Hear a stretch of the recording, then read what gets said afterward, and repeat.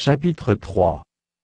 Il dit lorsqu'un homme répudie sa femme, qu'elle le quitte et devient la femme d'un autre, cet homme retourne-t-il encore vers elle? Le pays même ne serait-il pas souillé?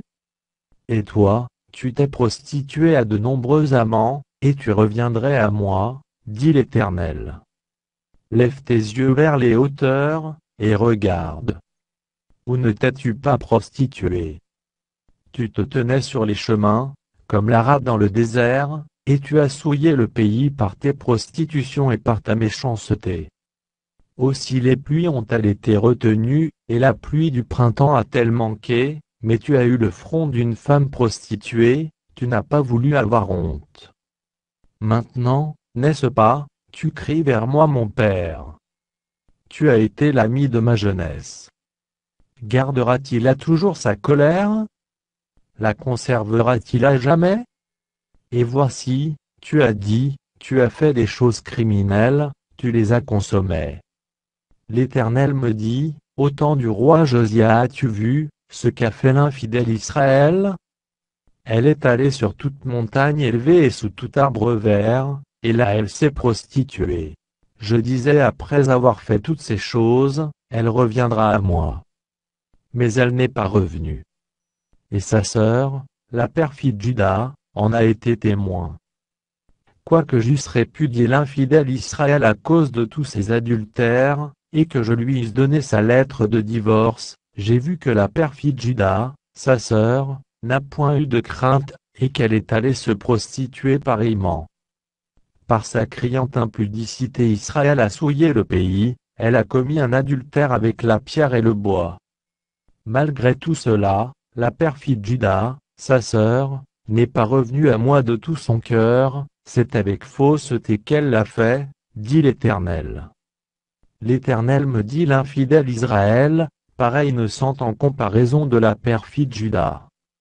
Va, crie ces paroles vers le septentrion, et dis reviens, infidèle Israël, dit l'Éternel. Je ne jetterai pas sur vous un regard sévère, car je suis miséricordieux, dit l'Éternel, je ne garde pas ma colère à toujours. Reconnais seulement ton iniquité, reconnais que tu as été infidèle à l'Éternel, ton Dieu, que tu as dirigé ça et là tes pas vers les dieux étrangers, sous tout arbre vert, et que tu n'as pas écouté ma voix, dit l'Éternel. Revenez, enfants rebelles, dit l'Éternel, car je suis votre maître. Je vous prendrai, un d'une ville, deux d'une famille, et je vous ramènerai dans Sion. Je vous donnerai des bergers selon mon cœur, et ils vous paîtront avec intelligence et avec sagesse.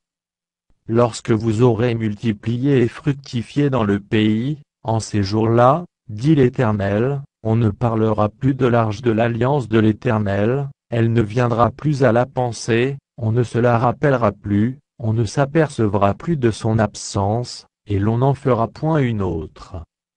En ce temps-là, on appellera Jérusalem le trône de l'Éternel, toutes les nations s'assembleront à Jérusalem, au nom de l'Éternel, et elles ne suivront plus les penchants de leur mauvais cœur. En ces jours, la maison de Juda marchera avec la maison d'Israël, elles viendront ensemble du pays du septentrion au pays, dont j'ai donné la possession à vos pères. Je disais comment te mettrai-je parmi mes enfants, et te donnerai-je un pays de délices, un héritage, le plus bel ornement des nations? Je disais tu m'appelleras mon père. Et tu ne te détourneras pas de moi. Mais, comme une femme est infidèle à son amant, ainsi vous m'avez été infidèle, maison d'Israël, dit l'Éternel. Une voix se fait entendre sur les lieux élevés, ce sont les pleurs, les supplications des enfants d'Israël, car ils ont perverti leur voix, ils ont oublié l'Éternel, leur Dieu. Revenez, enfants rebelles, je pardonnerai vos infidélités. Nous voici, nous allons à toi, car tu es l'Éternel, notre Dieu.